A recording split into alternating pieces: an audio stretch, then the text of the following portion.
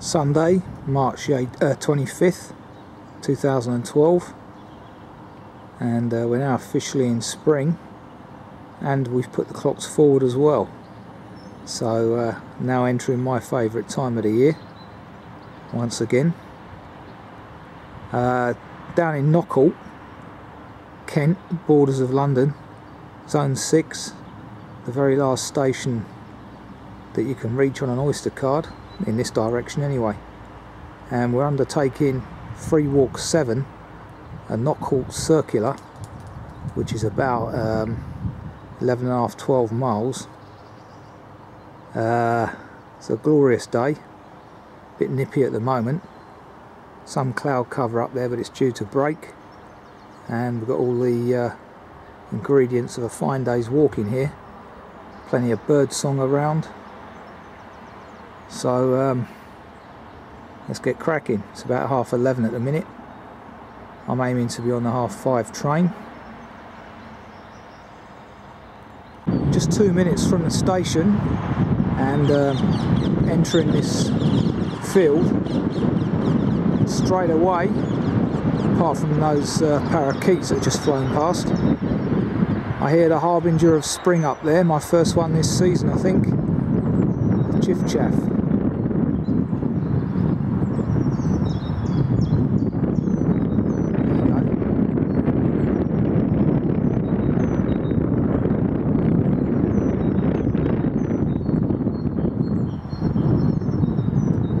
Gone quiet now. Anyway, definitely here. That's a good sign. Interesting, walking alongside Broke Hill driving range, and they've got these trampolines here. Not sure what purpose they serve on a golf course. Anyway,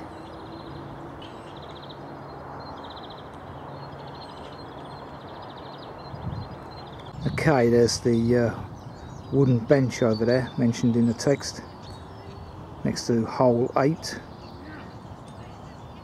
and there's the hole in the hedge where we turn right and head westwards.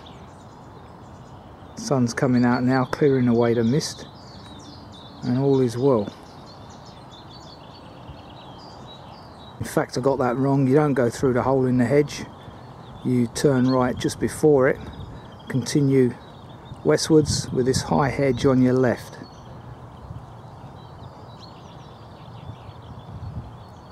Walking 500 metres across this field, as mentioned in the text, towards that wood over there, and as you'd imagine, the air is full of skylark song.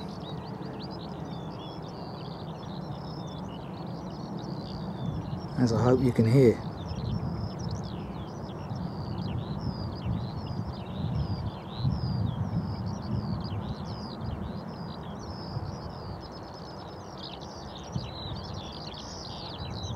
Delightful. Walking through the wood mentioned in the text, and plenty of fresh green buds popping out. As I say, great time of the year this.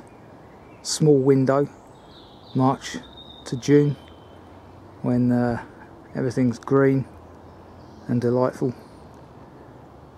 Shame it goes so quickly.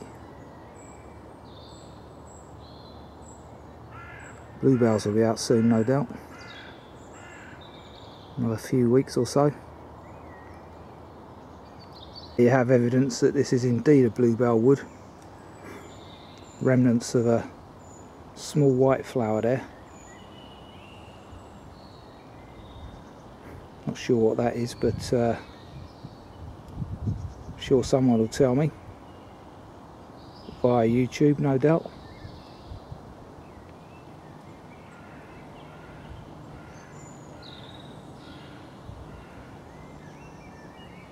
So emerging from the wood, and this is the rather pleasant view you get.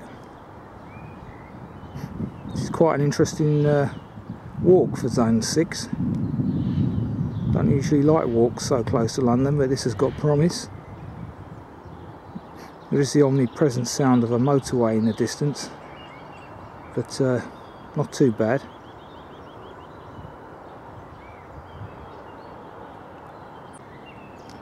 That in the very distance there, right at the maximum range of my lens, looks like a fox.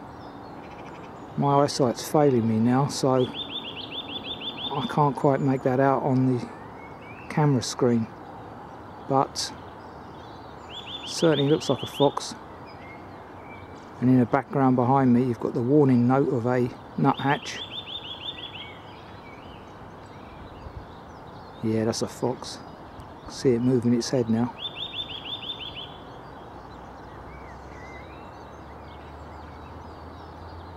Wonder what he's up to.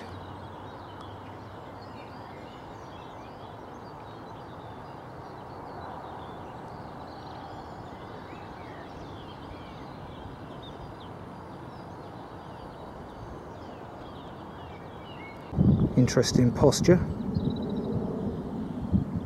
Doesn't look very well to me.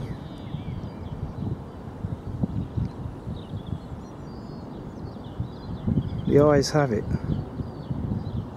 Which brings me to the Ides of March. Looks like the month is certainly going out like a lamb, having come in a bit like a lion. Okay, just walking across the village green. The village that's the butt, if you excuse the pun, of so many jokes.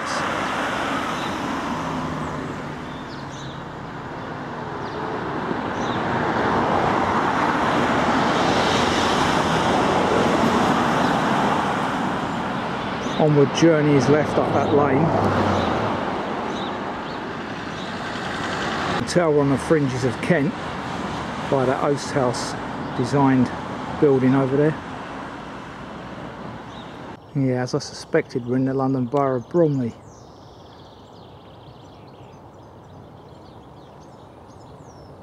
Sun's out now and it's very warm. Delightful. Some unfinished project there. Money run out probably. Turn right down this hill.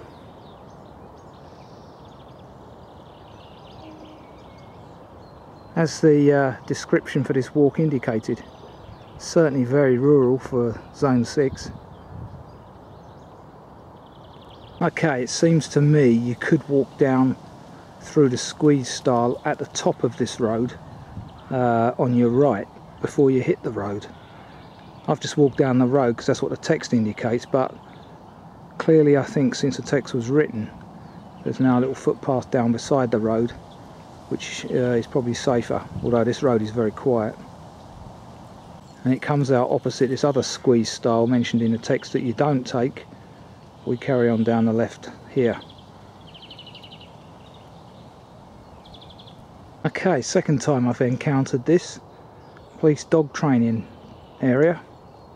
Just about to enter the grounds of Norstead Manor. Having just passed the entrance of Sumacs, which isn't indicated on the building concerned, we're now about to cross the field mentioned in the text, and I notice we're doing something, or joining something called the Green Street Walk, Green Street Circular Walk, with the onward journey being across this field. This is the rather pleasant view that we have. All in Zone 6. Pretty impressive.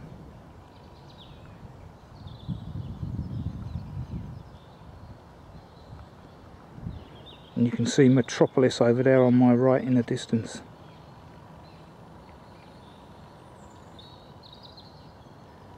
So an indication that we're never far away really. Traffic noise has disappeared though. A view back of the valley that I've just traversed from the other side, stood by the metal kissing gate. Very pleasant it is as well.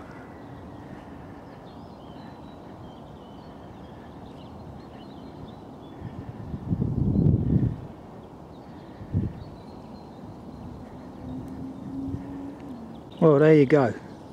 First bluebell of the season. So this must be a sunny bank, which the current direction of sunfall indicates it is. There's a few other little heads popping through over there in that wood as well. Well, well, well, eh? End of March. Hopefully you can just make out that little grouping of colour there. As I say, it won't be long before we hear the cuckoo, I'm sure. Rare though it is now. Okay, having turned right at the three-armed footpath post mentioned in the text, come out of that wood, and this is the view that you now get. About 170 metres here according to the map.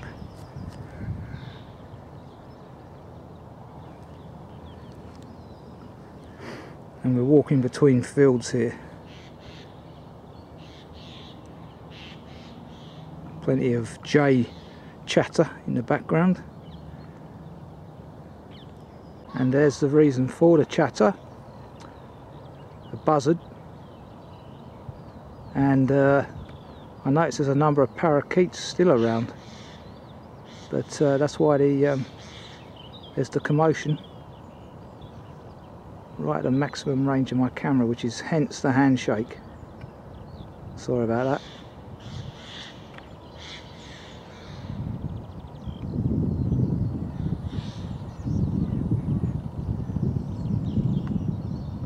Very pleasant green lane walking.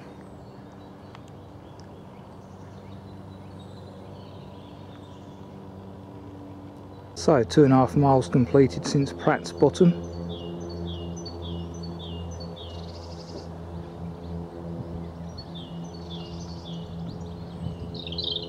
Having just exited from there, we now continue straight ahead down this lane. A shot of a blue tit there.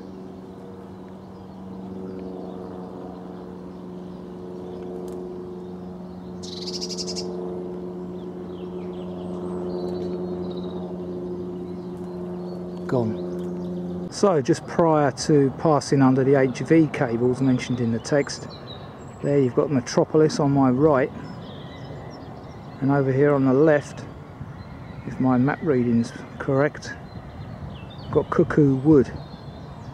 And I don't suppose it's called that for no reason. Although, as I say, the cuckoo is getting very rare now, despite its predatory instincts.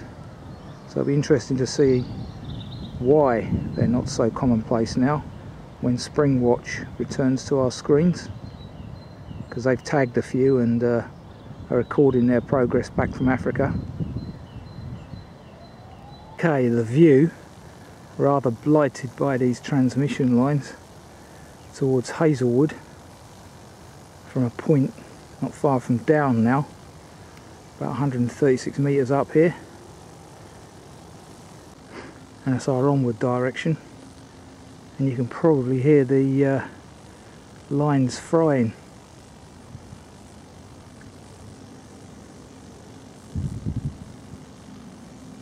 Having just come past a tricky bit of road walking, we now find ourselves on the edge of Downe, and Downe House there is the former home of the naturalist Charles Darwin.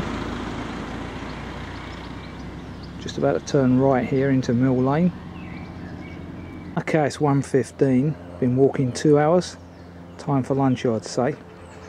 Although I'm not actually in the church of St Mary Downe, which is a bit about 100 metres further on, I'm in its churchyard. So this would make an appropriate point to stop for lunch, as per usual. And I'll take this bench here in memory of Joanne Rothwell. Joanne Rothwell Mander, 1967 to 2000. Good God, only 33. Anyway, by all accounts I'm 7.5 kilometres into the walk, meaning there's around about 11 to do after lunch. So let's get fed and watered. Right, lunch has been had. but I will go and film the suggested lunchtime stop, which surprisingly is down this concrete alleyway. So that brings you out to the High Street, and the George and Dragon, the alternative lunchtime stop, is a little bit further up there. According to this notice board here, the Queen's Head is a 16th century pub. George and Dragon looks equally as antique.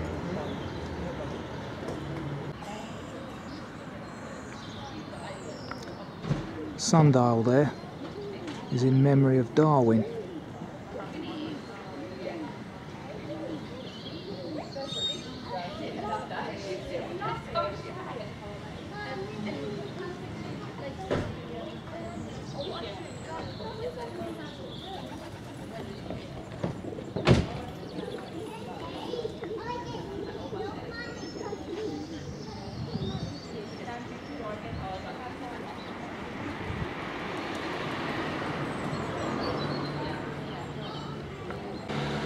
According to that inscription there, this church dates back to 1290.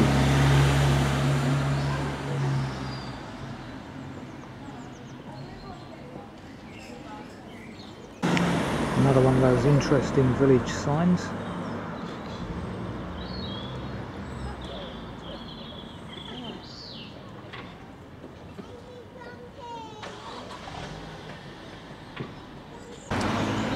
A bit closer up, Invicta, Charles Darwin and St Mary the Virgin. Yeah, another St Mary the Virgin. As I commented in, where was it the other week? Audley End. Church clock hasn't yet been readjusted. It's coming up 2 o'clock now.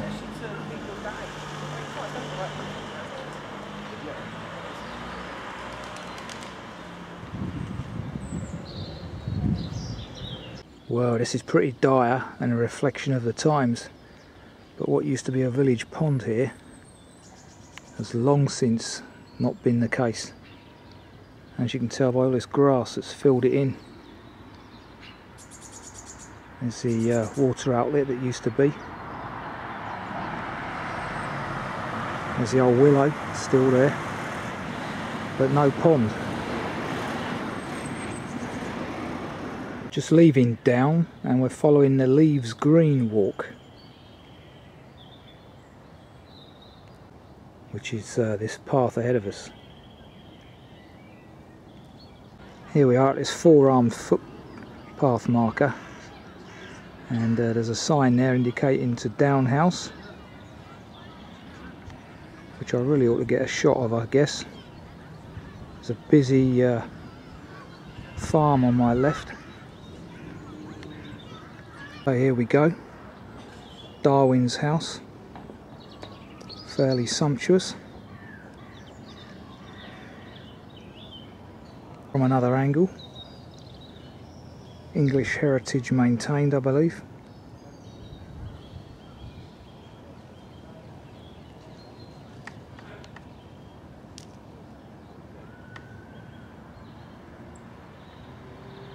Entering the wood, and once again little buds of bluebells popping out.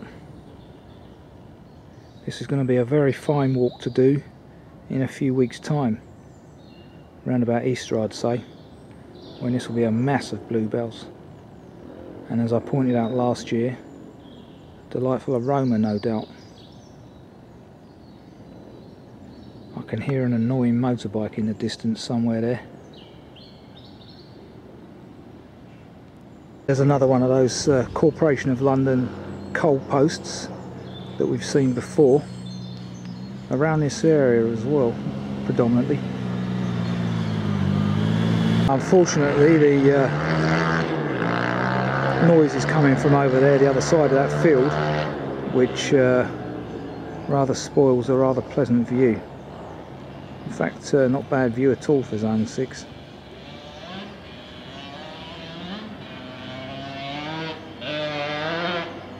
Obviously that looks like some kind of scrambling course over there.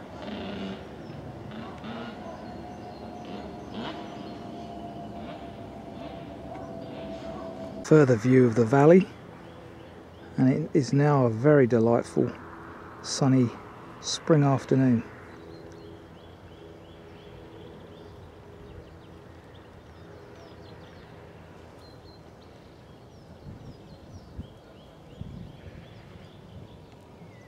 A view back from the top of the bridleway, just about across the road, having just walked up there.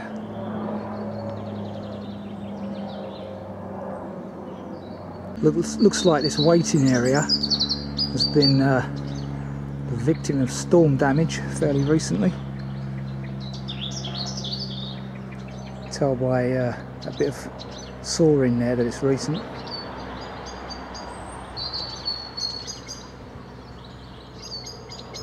Approaching the church of St Peter and St Paul, Cudham. I have a sneaking suspicion I've been here before, but I can't remember which walk. Might be wrong. There's an interesting way of dealing with old gravestones. In fact, looking at the dates, yeah, they're not necessarily old. Some there in the 2000s. Maybe they've run out of space in this church, and that's the way of dealing with it.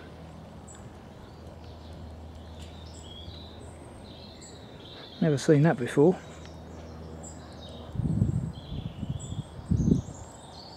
Okay, just asking some locals who happen to be in the church there about those headstones, and they say it's to the people that have been cremated, so I'm not sure where the ashes are going. Anyway, this yew, by all accounts in front of me, is 1100 years old, and for those that are interested, on the last Sunday in the month during the summer months, which presumably starts now, they serve teas in the church between 3 and 5. So for those doing the walk end of April, May, June, etc., you'll probably find a cup of tea in here if you're interested. Another clock that hasn't yet been adjusted. Well behind BST, that one.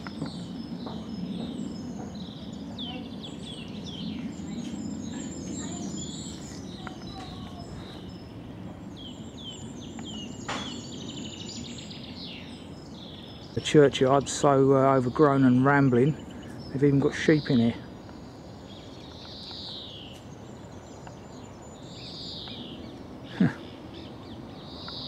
Another one of those wooden type memorial headstones.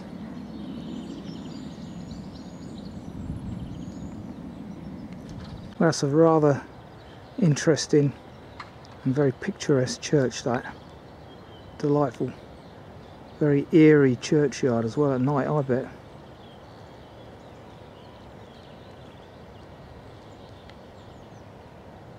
And my informants have just given me a leaflet with the times of the teas being served throughout the summer. So a friendly crowd here. Leaving the sports field by these two large trees, and the onward journey is clearly marked by that marker there.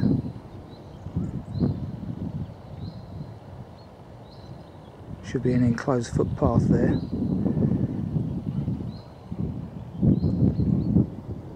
Out of the enclosed footpath, this is the view ahead.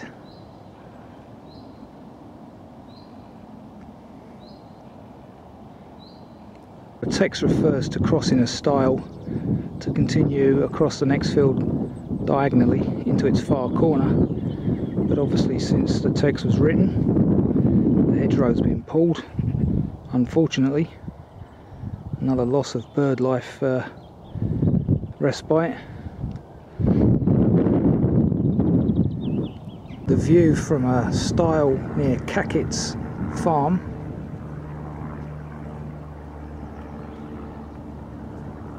Just about to enter that wood over there, I believe.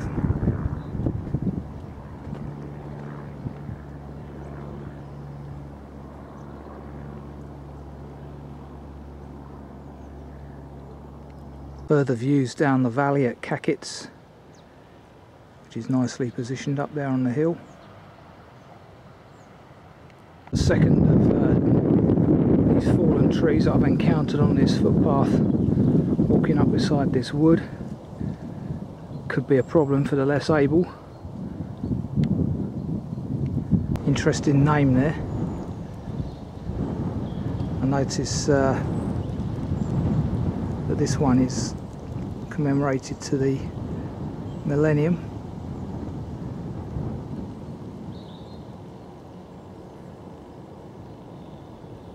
And over on my right there, next to the pond presumably, nice little picnic bench and information board. Well, how's that for views for Zone 6? That's Shelley's house name over there, just past.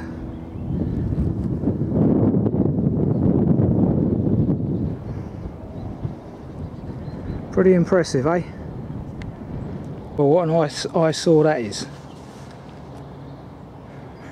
Bales dumped in a hole there.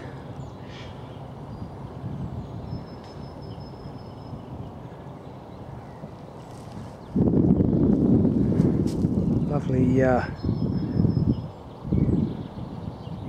splash of yellow up there, which is where we're headed.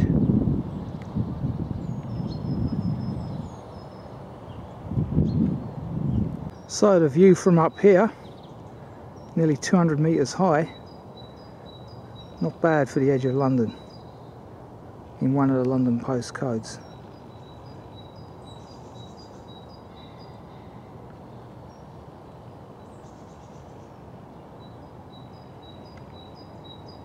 Sand shingle driveway just before the church at Knockholt.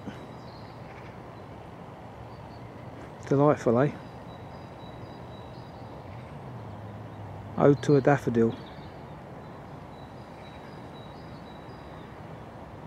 Smell very nice as well. The old blackthorn there on its last legs. Blossom on the floor. Style into St Catherine's churchyard. A rather strange looking church this. Definitely been modernised and altered.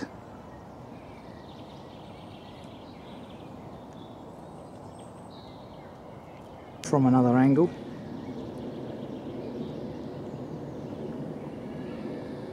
Still showing GMT, 3:30 now.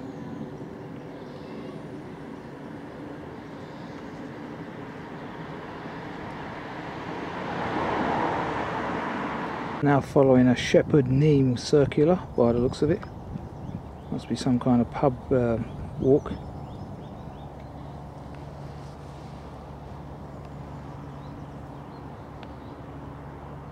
On the path towards the ragged oak that's been partly struck by lightning, apparently. Some delightful views here.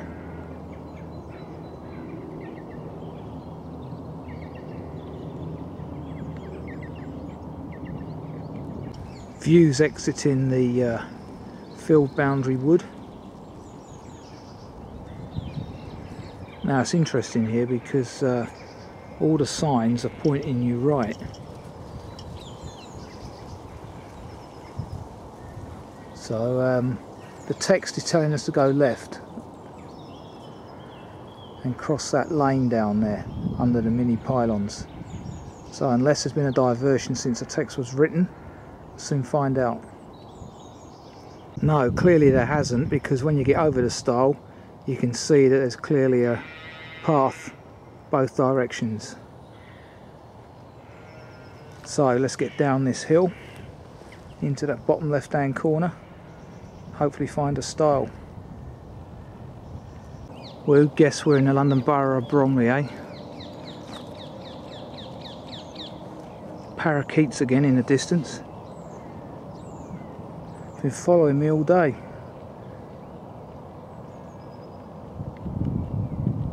Delightful mixed woodland walk in here,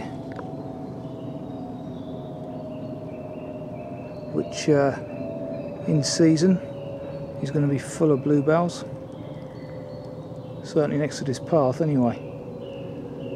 So thus far, fair few bluebell woods on this walk, so to be noted.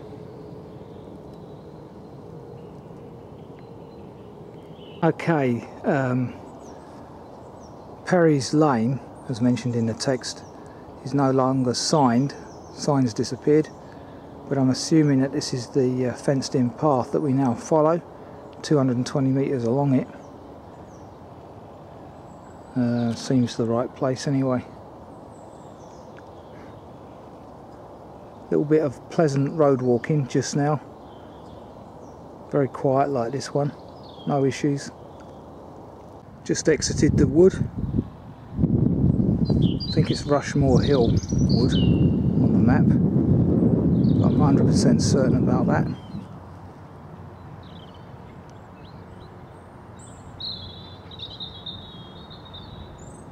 Plenty of robin song. Further views back down the valley.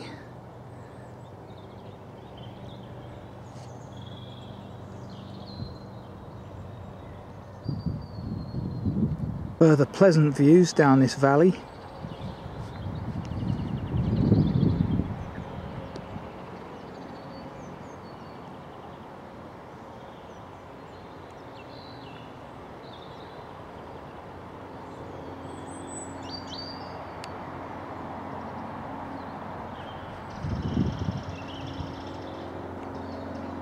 Coulin's nursery up there on the right for those that are interested.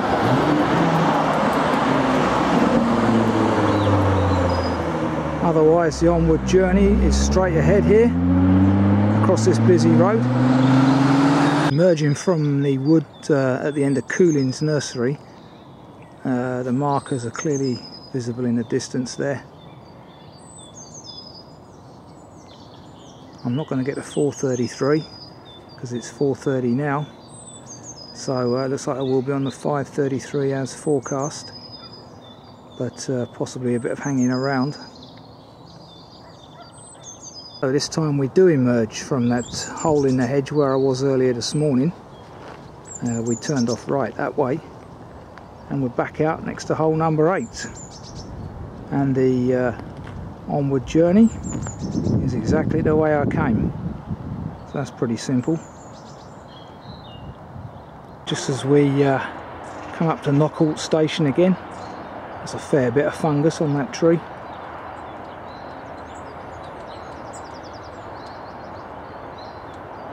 Knockholt station being just over there, and I do believe that's the busy M25 I can hear in the background just behind it. And that chiff chaff's still busy singing up there.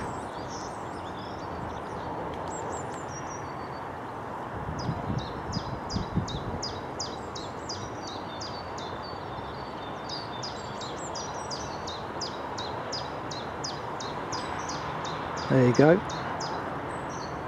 What an amazing collection of branches. Never seen anything like it. All over the place and twisted and warped.